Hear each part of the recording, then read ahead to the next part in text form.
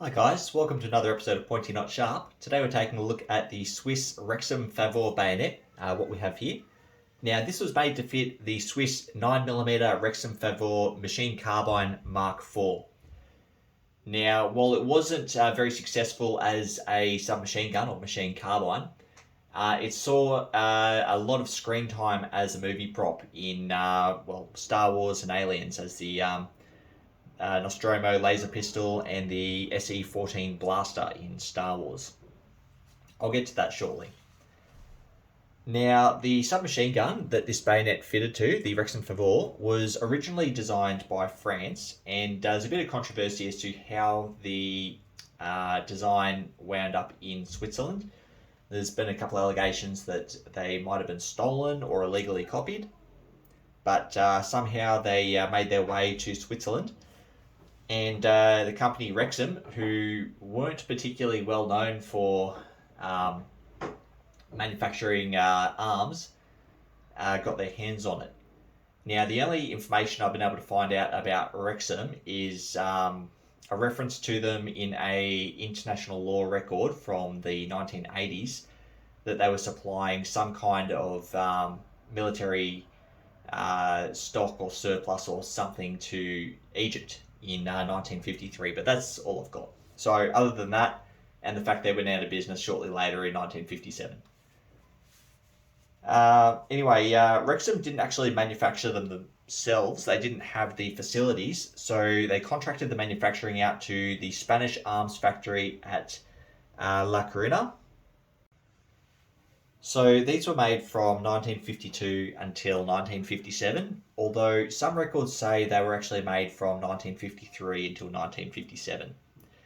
Now, they came in three different configurations, the police, commando, and sniper, and that's just the different length in barrel. So police was short, commando was intermediate, and sniper was a long barrel.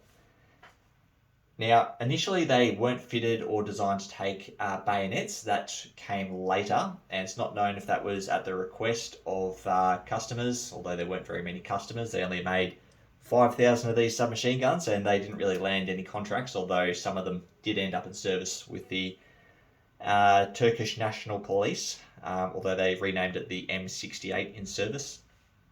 It's probably still in service there, actually. Wouldn't surprise me.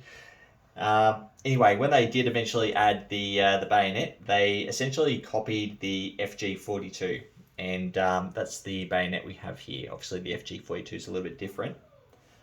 But I'll go into the submachine gun very quickly, just a little bit of history about it, because it's very, very interesting.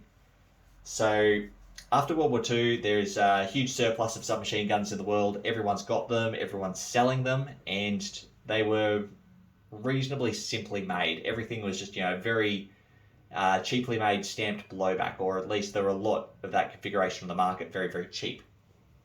So Wrexham had the smart idea of making a premium submachine gun with a whole bunch of fancy features that they deemed to have been highly successful in other firearms throughout the Second World War. So when they designed the Rexim Favor submachine gun, or submachine carbine, they added all these extra features. So it had the safety hold open device from the MP40. It took MP40 mags.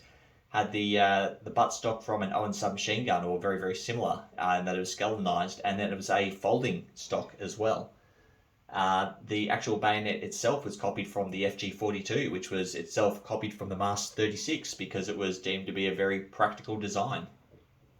Everything about it was just essentially plagiarized from other firearms, and it did have a very interesting and unique bolt. I haven't seen anything similar. So fired from a closed bolt, but it's sort of a semi-closed bolt, I guess you could say, in that when you cock it, it chambers around. The bolt separates in half. The front of the bolt slams into the breech face and chambers and locks. I don't know if it locks, but yeah, it sits in place. And the rear half of the bolt stays at the rear, so when you pull the trigger, the rear half falls forward and a striker strikes the firing pin, strikes the primer and discharges the cartridge. But I find that interesting because usually your blowbacks are criticised because you've got a huge chunk of metal flying forward when you pull the trigger, and it causes a lot of movement and decreases accuracy. Whether this is essentially taken half of that weight out of that movement, so it's decreased that a little bit. Anyway, that's well and truly outside the scope of this video. I'm covering bayonets and not submachine guns. I'm not going to get too sidetracked. So, the bayonet. The Mus 36 essentially had this exact same bayonet, except it was probably 5 inches longer, and it had a cruciform blade. It slid into a tube underneath the barrel that was actually inside the handguard.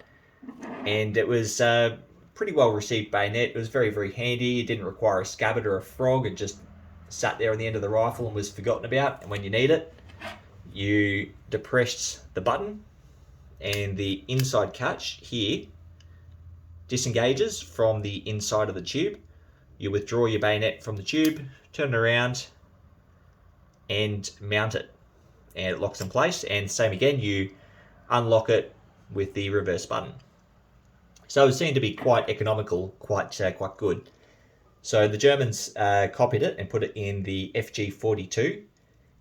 Theirs was a little bit different. They had a blade that was virtually the same length as this. I believe the FG42 was had a blade of 7.5 inches, whether this is 7.62 inches, so only slightly longer. But the FG42 also had a cruciform, whether this is just a spike.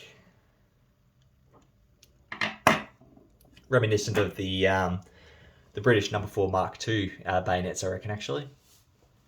Anyway, so on the FG42, they didn't have a tube under the barrel. They just had a single piece, just the locking mechanism essentially. So the bayonet itself was essentially open, and the very tip sat in a recess towards the rear, as you can see in the photo here. That's essentially what the Swiss did with the Rexim Favor. They copied that design almost exactly. Now, unfortunately, these were not a commercial success. They weren't really, they didn't sell very many. They only manufactured 5,000, and of those 5,000, only a fraction were fitted with bayonets. So not very many of these were made at all. They're reasonably scarce. Now, the only markings you will find on them are on the base. You'll find a serial number. This one does not have one. I tracked down someone else who has one of these, and theirs doesn't have a serial number either, but every single one I've found online does.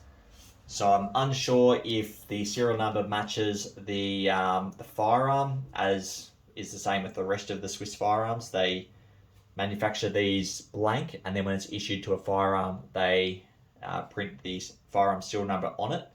Until they're issued, they remain unmarked. I don't know if that's the case or not. But there are no other markings on it whatsoever. Now, looking at the construction, as I said, we've got a 7.62 inch blade. It's just a spike, sort of ends in a very, very fine flathead screwdriver, although very, very small. I don't know if that's functional for the Rexim Favor, if that's a tool that can be used for disassembly or not. And then, as previously shown, we've just got our 2 buttons. We've got this knurled little piece here that acts as a stop when you're inserting it into the machine carbine. And then down the bottom, it's just got a little cap on there that's been screwed on, and got a little punch underneath, focus please, each of the recesses there, just to hold it in place so it doesn't unscrew. So very, very simple bayonet, not much to it at all. Now, as I said earlier, the Rexim Favor was used as a movie prop in Star Wars and Aliens. So in Alien, it didn't actually appear in the movie. It appeared in the trailer or the deleted scenes or something like that. But apparently it's pretty well known. So it's the Nostromo laser pistol. And in Star Wars, very, very well-known pistol, the SE14 Blaster. I believe that was in the trailer for the original Star Wars movie. A stormtrooper was holding it, and then it's in all the video games. It's been in a lot of the movies since. It's in The Mandalorian, it's in Solo, Might have been in the prequels, I'm not sure. In the Solo movie, actually, Lando Calrissian's pistol is a Rexim Favor that's been chrome plated, which is pretty cool.